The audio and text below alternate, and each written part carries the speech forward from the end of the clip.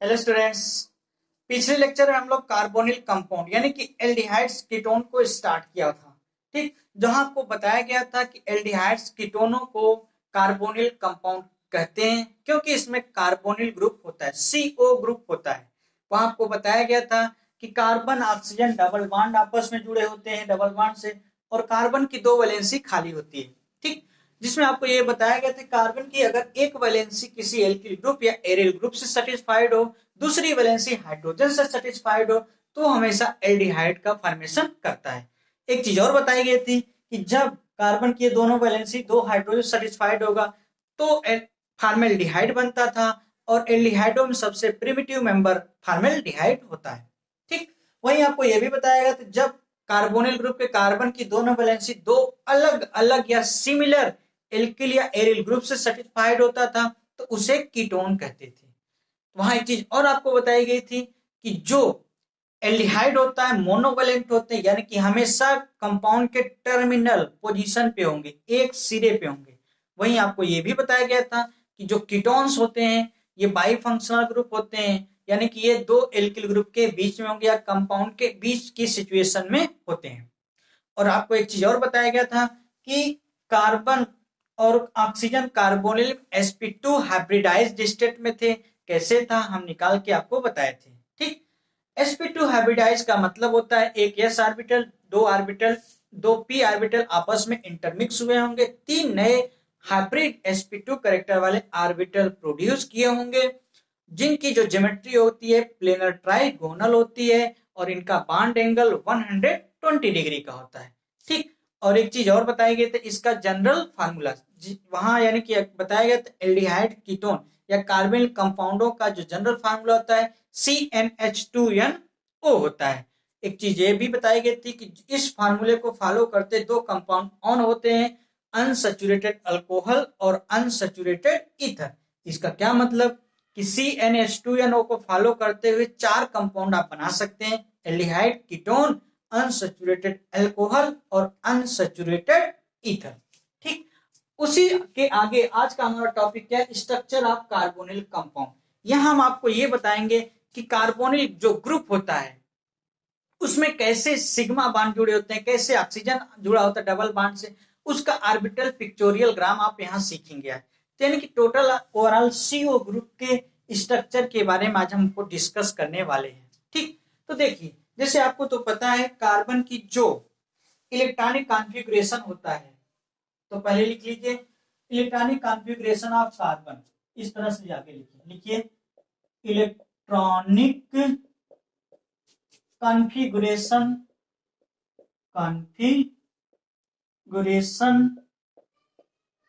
Electronic configuration of carbon in different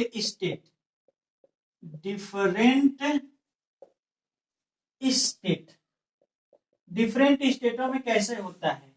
ठीक, जैसे carbon का एटॉमिक नंबर आपको पता है 6 होता है, इसका electronic configuration 1s2 2s2 2p2 होता है। तो हम थोड़ा ओपन करके लिखते हैं px में 1, 2py में 1 और 2pz में 0 इलेक्ट्रॉन होते हैं।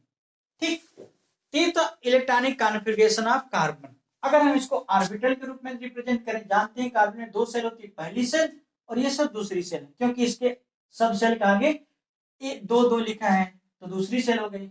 एक चीज तो आपको पता है एस सब सेल में एक ऑर्बिटल होता है और इसमें 2 इलेक्ट्रॉन रिप्रेजेंट है, यहाँ हो गया। ठीक, अब बात हम करते हैं p ऑर्बिटल की।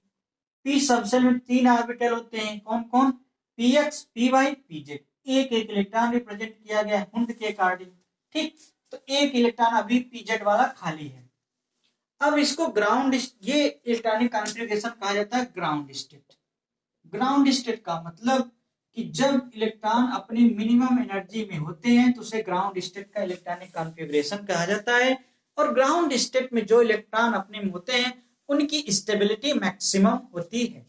ठीक, जब देखो बाहर से कहीं से इन्हें एनर्जी मिल जाती है, बाहर से अगर इनको एनर्जी मिल गई तो ये इलेक्ट्रॉन हमेशा लोअर एनर्जी स्टेट से जो अपर में चले जाते हैं, मतलब ये 2s वाला जंप करके कहा जाएगा 2pz में चला जाएगा।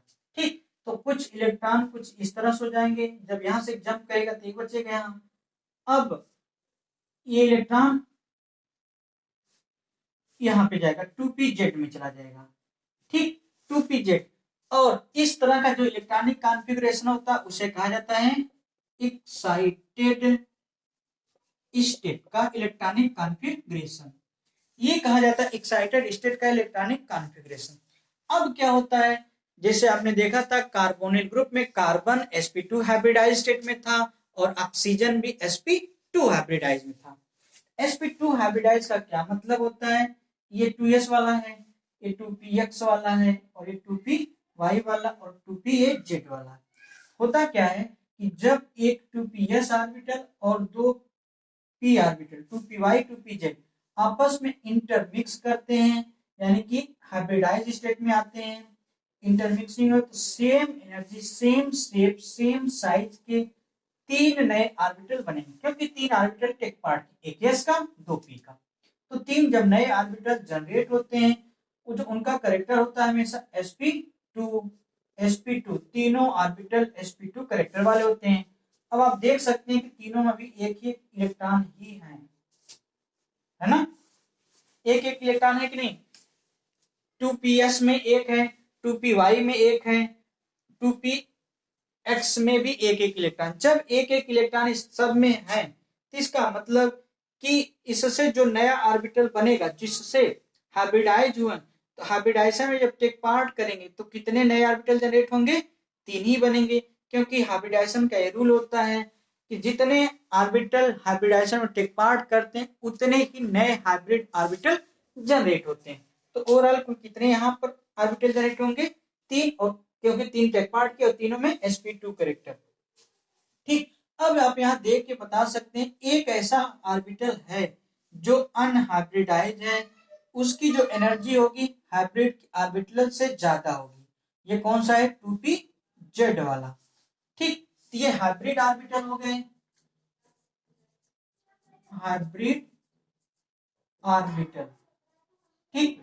ये हाइब्रिड ऑर्बिटल हो गए तीनों की तीनों। और जो ये वाला बच्चा है वो क्या होगा, unhybridised, unhybrid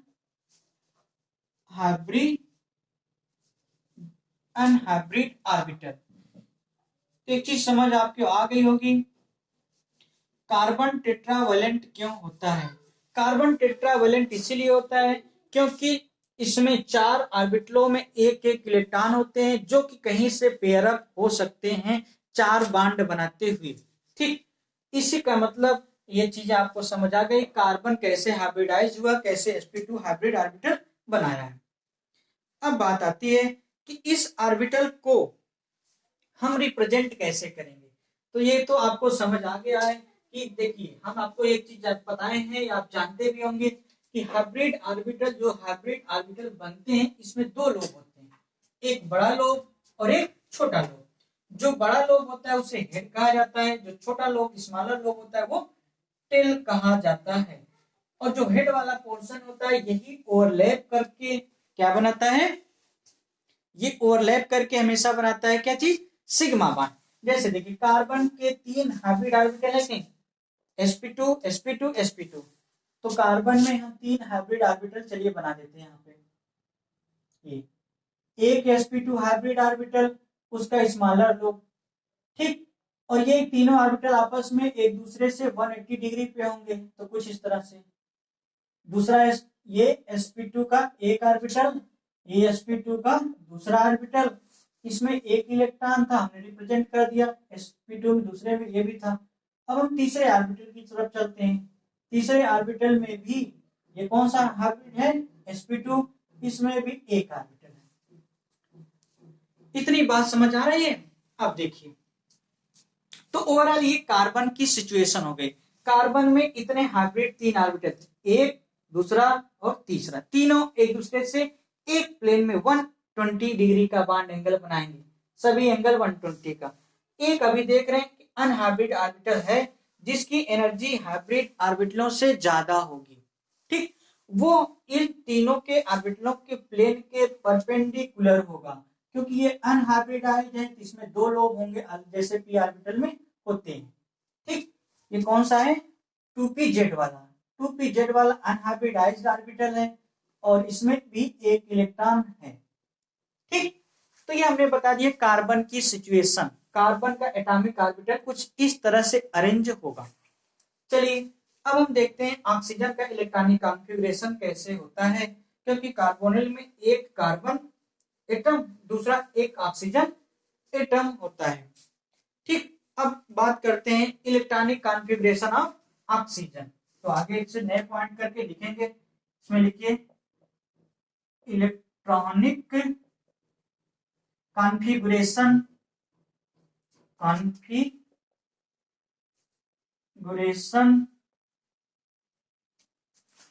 of oxygen. Oxygen का अगर इलेक्ट्रॉनिक कॉन्फ़िगरेशन की बात करते हैं, ये तो पता है आपको, ऑक्सीजन के वैलेंस एटॉमिक नंबर कितना होता है 8। इसका electronic configuration 1s2 2s2 2p4 होता है। तो हम ऐसे लिख देते हैं 2p4 मतलब px होगा, 2py होगा और 2pz होगा। तो पहले एक एक इलेक्ट्रॉन सब में फिलअप होगा एक, फिर पेयरिंग होगी तो क्या होगा, तो इस तरह से होगा। इसका electronic configuration 1s2 2s2 2px1 में 2 2py1 y में 1 2pz में 1 इलेक्ट्रॉन फिलअप होगा। अगर हम इसको ऑर्बिटल के रूप में रिप्रेजेंट करें तो आपको तो ये पता हो गया होगा, यस सबसे रहे ये कौन सा है 2s है, 2s में कितने इलेक्ट्रॉन है 2 यहां। उसी तरह 2py और 2pz की बात करें, चलिए यहां देखते हैं, देखिए 2p ये क्या है 2px, इसमें कितने इलेक्ट्रॉन 2, अपोजिट इसमें 2py में कितने इलेक्ट्रॉन है 1 और 2pz में कितने इलेक्ट्रॉन है 1 इलेक्ट्रॉन है। ठीक, और आपको एक चीज बताई गई थी, कार्बोनिल कंपाउंड में कार्बोनिल ग्रुप में जो ऑक्सीजन होता है ये भी sp2 हाइब्रिडाइज्ड स्टेट में होता है। इसका क्या मतलब, एक s ऑर्बिटल दो p ऑर्बिटल आपस में इंटरमिक्स करेंगे, सेम एनर्जी सेम साइज के कितने ऑर्बिटल जनरेट करेंगे, 3 नए ऑर्बिटल जनरेट करते हैं। एक चीज समझ में आई होगी, हाइब्रिडाइजेशन में p के कौन से ऑर्बिटल यूज होते हैं sp2 में, px py ही यूज होते हैं, pz ऑर्बिटल यूज नहीं होता हाइब्रिडाइजेशन में in case of sp2 hybridised orbital में। तो यहाँ पर 3 नए same shape same size same energy के ऑर्बिटल जनरेट होंगे। वो जो तीनों होंगे उसको क्या कहेंगे sp2 करेक्टर वाले। ठीक, sp2 और sp2 करेक्टर के, इसमें देख रहे हैं कि 2 इलेक्ट्रॉन हैं, चलिए 2 इलेक्ट्रॉन फिलअप हो गया। 2py वाले में क्या, इसमें कितने हैं 2 इलेक्ट्रॉन और इसमें कितने हैं y वाले में 1 इलेक्ट्रॉन। अब ये इतना ऑर्बिटलों का रीअरेंजमेंट हो गया। अभी भी एक ऑर्बिटल ऐसा है जो हाइब्रिडाइजेशन में टेक पार्ट नहीं किया है, वो कौन सा है 2pz। कौन सा 2pz। अब 2pz में कितने इलेक्ट्रॉन है 1, तो ये कौन सा ऑर्बिटल है अनहाइब्रिड ऑर्बिटल है ये। ठीक, ये अनहाइब्रिड ऑर्बिटल है और ये जो तीनों हैं कौन से ऑर्बिटल हैं, ये हाइब्रिड ऑर्बिटल है, हाइब्रिड ऑर्बिटल। ठीक, कौन से ऑर्बिटल, ये हाइब्रिड ऑर्बिटल। ठीक, तीनों ये हाइब्रिड हैं, एक अनहाइब्रिड की एनर्जी थोड़ा सा ज्यादा है। अब यानी कि अगर हम इसके भी स्ट्रक्चर को ड्रा करें तो कैसे होगा, सपोज दैट, चलिए जैसे मानते हैं ये ऑक्सीजन एटम है, ऑक्सीजन एटम से 3 हाइब्रिड sp2 करेक्टर वाले हैं, तो चलिए हम तीनों को बना देते हैं, एक ये, ठीक है, बड़ा लोब छोटा लोब, ये एक sp2 करेक्टर वाला हो गया हाइब्रिड ऑर्बिटल, है ना। चलिए इसमें हम एक इलेक्ट्रॉन ड्रा कर देते हैं ये वाला। अभी 2 बचे ये वाले, तो चलिए दोनों को इस तरह से अरेंज किया जाए, ये बड़ा लोब छोटा लोब और ये बड़ा लोब। बात समझ आ गया होगा आपको। तो ऑक्सीजन के 2 ऐसे ऑर्बिटल हैं जिसमें क्या क्या पेयर्ड इलेक्ट्रॉन है, ये भी sp2 करेक्टर वाले हैं, ये भी sp2 करेक्टर वाले हैं, इसमें पेयर्ड इलेक्ट्रॉन है। जो कि आगे चल के लोन पेयर बनाते हैं ऑक्सीजन पर। ठीक, अभी भी ऑक्सीजन पर एक ऐसा ऑर्बिटल है 2pz वाला जो कि अनहाइब्रिड है, वो प्लेन के परपेंडिकुलर है इन तीनों ऑर्बिटलों के। उसमें कितने इलेक्ट्रॉन है? उसमें एक ऑर्बिटल है, उसका क्या है? 2pz का वो भी है। ठीक, तो ये चीजें था, ये हमने कार्बन का ऑर्बिटल डायग्राम बनाया था और ये ऑक्सीजन का। अब क्या होगा? अब आपको ओवरलैपिंग बताते हैं, है ना। चलिए ध्यान से देखिए, बहुत अच्छे से समझ पाएंगे आप कि कैसे ऑर्बिटल आपस में ओवरलैप किए, कैसे बॉन्ड बना लिए, कैसे सिग्मा बॉन्ड बना, कैसा पाई बॉन्ड। ठीक, अब देखिए, आपको पता है कि जब दो ऑर्बिटल आपस में हेड टू हेड ओवरलैपिंग करते हैं तो सिग्मा बॉन्ड जनरेट होता है। ठीक, जब दो पी ऑर्बिटल आपस में लेटरली ओवरलैप करते हैं तो पाई बॉन्ड बनता है। ठीक, तो चलिए अब ध्यान से देखिए, तो देखो जब आगे ओवरलैपिंग होगा तो sp2 कार्बन का एक sp2 ऑर्बिटल, ऑक्सीजन के एक sp2 ऑर्बिटल आपस में हेड टू हेड ओवरलैपिंग करेंगे तो क्या बनाते हैं? एक कोवेलेंट बॉन्ड बनाएंगे। कैसे? अब आगे हम आपको बॉन्डिंग सिखा रहे हैं इसका। तो इसमें जब ओवरलैपिंग होगा सभी में, कार्बन और ऑक्सीजन के एटम के बीच में इन कार्बोनिल ग्रुप में, तो देखिए यहां जैसे मान लेते हैं हम कार्बन है, कार्बन का एक ऑर्बिटल sp2 वाला, ये वाला, ये मानते हैं हम, चलिए ऑक्सीजन एटम ये वाला, उसका भी एक ऑर्बिटल ये sp2। ठीक, ये भी sp2, ये भी sp2। अब देखिए इसके पास भी अनपेयर्ड था, इसके पास भी अनपेयर्ड, तो अनपेयर्ड इलेक्ट्रॉन आपस में आके अपोजिट स्पिन में करके पेयर्ड अप हो जाएंगे। इस तरह से यहाँ ओवरलैपिंग हो जाएगी। इसको क्या कहेंगे? कार्बन ऑक्सीजन के बीच में कौन सा बॉन्ड बनेगा? Sigma bond. ध्यान से सुनिए, देखते चलिए, सिग्मा बॉन्ड। ठीक, तो इसका क्या मतलब है? और किन के बीच में ओवरलैपिंग होगा? sp2 ओवरलैपिंग से, sp2 ऑर्बिटल के ओवरलैपिंग से। ठीक, यहां पर कौन सा बॉन्ड बना? कार्बन ऑक्सीजन के बीच में सिग्मा बॉन्ड। अब ध्यान से देखिए, अब होता क्या है कि कार्बन के पास अभी दो sp2 हाइब्रिड ऑर्बिटल बचे हुए हैं जो कि इस यहाँ पे दूसरे किसी एटम से ओवरलैप करेंगे। हो सकता है एल्किल ग्रुप से करें, हो सकता है हाइड्रोजन से करें, हो सकता है किसी और से करें। ठीक, जो कि वैकेंसी खाली थी। अभी कार्बन के पास एक pz ऑर्बिटल वैकेंट है, कुछ इस तरह से, ये वाला, इसमें भी एक इलेक्ट्रॉन था। अब बात देखिए, अब हम p ऑर्बिटल के बारे में सीखते हैं ऑक्सीजन के। ऑक्सीजन के बाद अगर हम करें, एक वाला ऑर्बिटल यूटिलाइज हो गया। अब दो ऐसे ऑर्बिटल है जिसपे लोन पेयर इलेक्ट्रॉन है, मतलब पेयर्ड इलेक्ट्रॉन थे, यही लोन पेयर आगे बनाते हैं। तो आपको जानते हैं कार्बोनिल में ऑक्सीजन पे दो लोन पेयर इलेक्ट्रॉन थे। दो लोन पेयर इलेक्ट्रॉन कौन थे? p sp2 वाले। ठीक, अभी एक ऑर्बिटल ऐसा था जो अनहाइब्रिडाइज था और हाइब्रिड ऑर्बिटलों के प्लेन के परपेंडिकुलर था। ठीक, जब ये परपेंडिकुलर था तो इसमें भी एक इलेक्ट्रॉन है, तो आपस में पेयर अप करेंगे। जब इसमें पेयर अप करेंगे तो यही पाई बॉन्ड बनाता है लेटरल साइड से। ठीक, तो ये कौन सा बॉन्ड है? कार्बन कार्बन के बीच, कार्बन ऑक्सीजन के बीच का पाई बॉन्ड है। पाई बॉन्ड कैसे बना? ये sp मतलब pz ऑर्बिटल और pz ऑर्बिटल के ओवरलैपिंग से बना है। ओवरलैप से जब किए तो pz तो पाई बॉन्ड बना। तो इस तरह से ऑर्बिटल डायग्राम हो गया कार्बोनिल का। अगर इसी को थोड़ा सा और लिख दें तो किस तरह से, यहाँ कार्बन था, यहाँ ऑक्सीजन था, कार्बन ऑक्सीजन पहले इस तरह से सिग्मा बॉन्ड बना लिए, फिर इन दोनों से वजह से पाई बॉन्ड बन गया। तो कार्बन का एक वैलेंस ऑर्बिटल खाली जो किसी दूसरे एटम से जुड़ेगा, फिर ये जुड़ेगा। अब ऑक्सीजन पे दो लोन पेयर इलेक्ट्रॉन है, एक लोन पेयर हम इलेक्ट्रॉन को यहाँ शो कर दें, दूसरा लोन पेयर यहाँ। ठीक, ते ऑर्बिटल डायग्राम हो गया किसका? कार्बोनिल ग्रुप का। अब इसकी ज्योमेट्री की बात करें तो ज्योमेट्री आप समझ गए होंगे, ट्राइगोनल प्लेनर हो गया है इसका ज्योमेट्री ना, ट्राइगोनल प्लेनर। और बॉन्ड एंगल 120 डिग्री का है, ये भी 120 डिग्री है, सभी 120 डिग्री। तो ये कौन सा? ट्राई, ऐसे लिखो planar trigonal, planar trigonal geometry, planar trigonal geometry का फॉर्मेशन हो गया।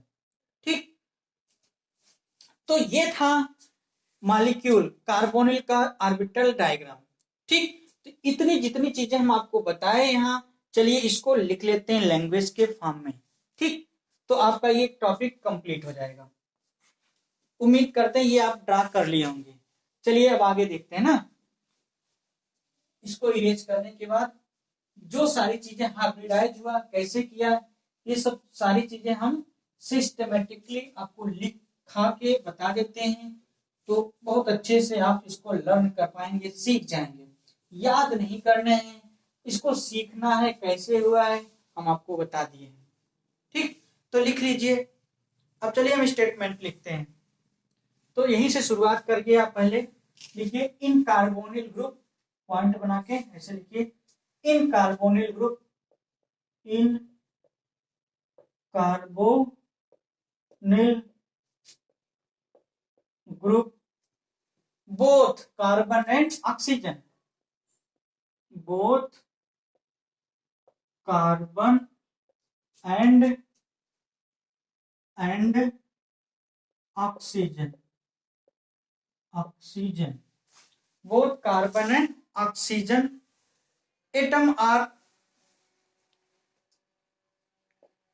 atoms are in sp2 hybridized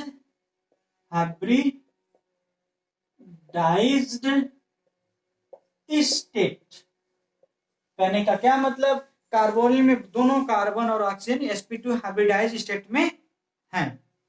ठीक, ये हमने लिख दिया। अब देखिए आगे लिखते हैं। देखिए हमने क्या बताया था, अभी आपने देखा था कि कार्बोनिल में जो कार्बन एटम था उसके पास 3 sp2 हाइब्रिडाइज्ड ऑर्बिटल थे हाफ फील्ड के। तो आप आगे लिखिए पैरा चेंज करके लिखेंगे। इसमें क्या लिखना है आपको, the carbonyl carbon has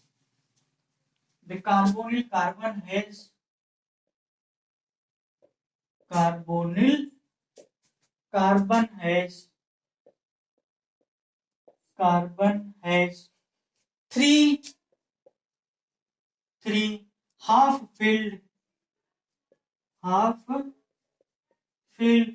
sp2 hybrid orbitals, 3 half-filled sp2 hybrid orbital lying in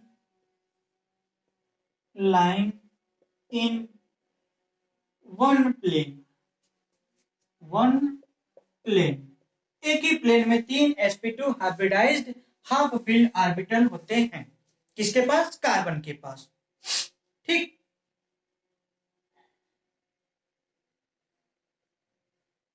और एक ऐसा हाफ फील्ड अनहाइब्रिडाइज्ड ऑर्बिटल था जो प्लेन के परपेंडिकुलर था। तो इसको भी लिख लीजिए, लिखिए and one half field unhybridised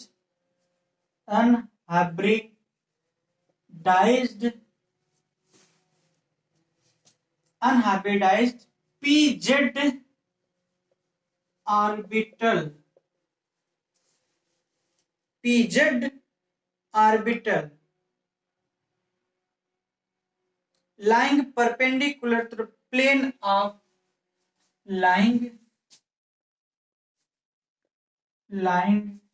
perpendicular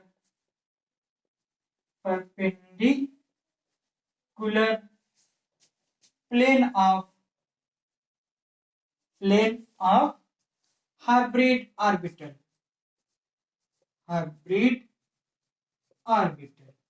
ठीक, तो कार्बन के पास 3 हाइब्रिड हाफ फील्ड थे और एक अनहाइब्रिड ऑर्बिटल था जो भी हाफ फील्ड था और वो के प्लेन के परपेंडिकुलर था।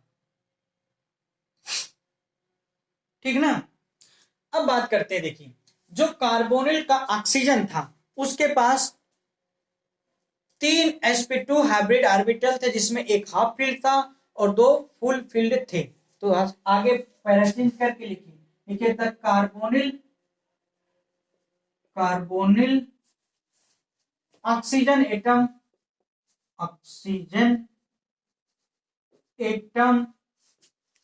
Has the carbonyl oxygen atom has two fulfilled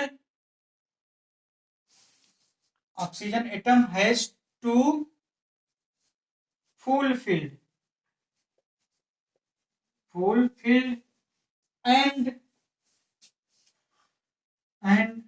one half filled sp2 hybrid orbital in a plane। ठीक, एक प्लेन में 2 sp2 फुल फील्ड ऑर्बिटल है और एक हाफ फील्ड ऑर्बिटल है। और वहीं ऑक्सीजन के पास एक हाफ फील्ड अनहाइब्रिड ऑर्बिटल था pz वाला 2pz, जो कि इस प्लेन के परपेंडिकुलर में सिचुएटेड था। इसको भी लिख लीजिए ना, लिखिए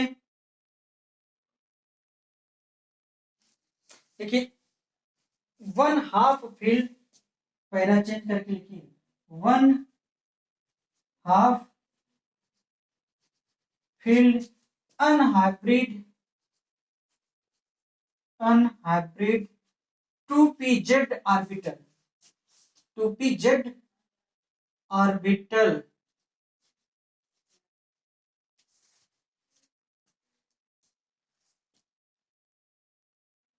half filled 2p unhybrid 2pz orbital lying perpendicular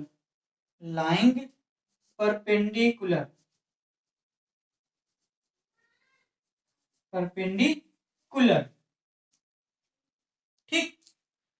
तो हमें इतनी चीजें बता दिया कि कार्बन के पास 3 sp2 हाइब्रिडाइज थे, हाफ फील्ड एक ऑर्बिटल एक ही प्लेन में, और ऑक्सीजन के पास भी 3 sp2 हाइब्रिडाइज ऑर्बिटल थे जिसमें 2 फुल फील्ड थे, एक हाफ फील्ड था, और एक अनहाइब्रिड ऑर्बिटल कार्बन और ऑक्सीजन के पास 2pz में थे जो कि दोनों हाफ फील्ड थे, और प्लेन के sp2 हाइब्रिड के प्लेन के परपेंडिकुलर सिचुएटेड थे।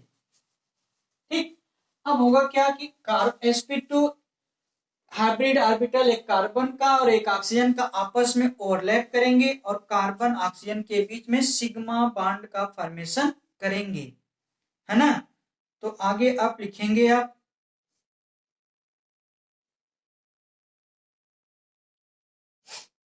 इसमें लिखेंगे क्या, लिखिए sp2 हाइब्रिड ऑर्बिटल, ऐसे पैरा चेंज करके लिखिएगा, लिखिए half field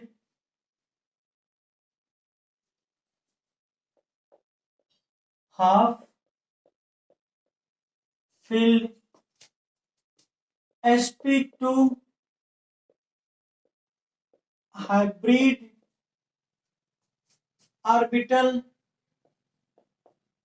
orbitals of carbon atom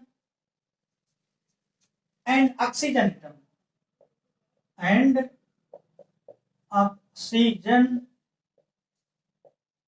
atom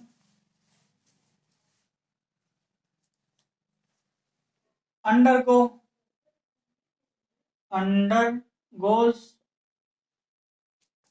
axial overlapping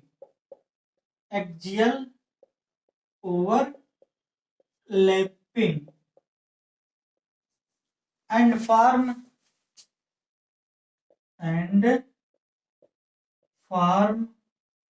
carbon oxygen sigma bond.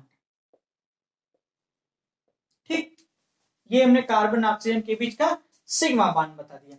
अब है क्या कि कार्बन और ऑक्सीजन के पास एक एक अनहाइब्रिडाइज्ड pz ऑर्बिटल था जो कि हाफ फील्ड आपस में साइड वाइज ओवरलैपिंग करके कार्बन ऑक्सीजन के बीच का पाई बॉन्ड का फॉर्मेशन करेंगे।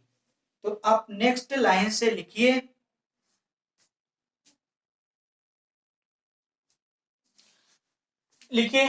Unhybrid orbital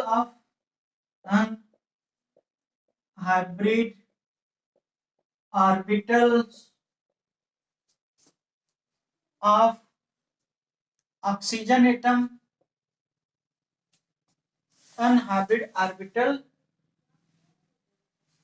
PZ of 2 PZ है ना, of carbon atom and oxygen atom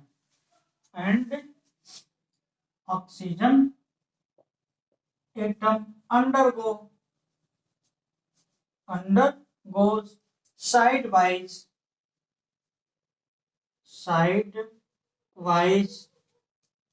overlapping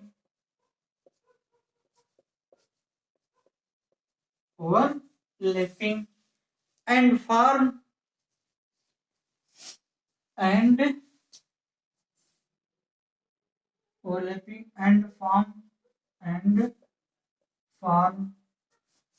pi bond between carbon and oxygen atoms. ठीक, तो हमने यहाँ बताया कि जो अनहाइब्रिडाइज्ड पी ऑर्बिटल थे आपस में साइड वाइज ओवरलैपिंग करेंगे, कार्बन ऑक्सीजन का जो हाफ फील्ड वो भी थे, इस तरह से कार्बन ऑक्सीजन के बीच का पाई बॉन्ड का फॉर्मेशन भी हो जाता है। तो हमने आपको यहाँ बता दिया कार्बोनिल ग्रुप की सिचुएशन कैसे होती है, इसके स्ट्रक्चर, उसका ऑर्बिटल डायग्राम क्या होता है, कैसे बॉन्ड का फॉर्मेशन किए होते हैं। ठीक, चलिए अब हम सीखते हैं क्या, नॉमेनक्लेचर ऑफ एल्डिहाइड। तो आप नेक्स्ट टॉपिक लिखेंगे नॉमेनक्लेचर ऑफ एल्डिहाइड। अब इसमें आपको हम एल्डिहाइड का नेमिंग बताएंगे, उसके बाद नेमिंग ऑफ कीटोन्स बताएंगे, यानी कि अब हम नामकरण सीखेंगे एल्डिहाइड्स और कीटोन का। इसको नेक्स्ट लेक्चर में सीखते हैं, बस आज यहीं तक रखते हैं। ठीक, ओके, थैंक यू।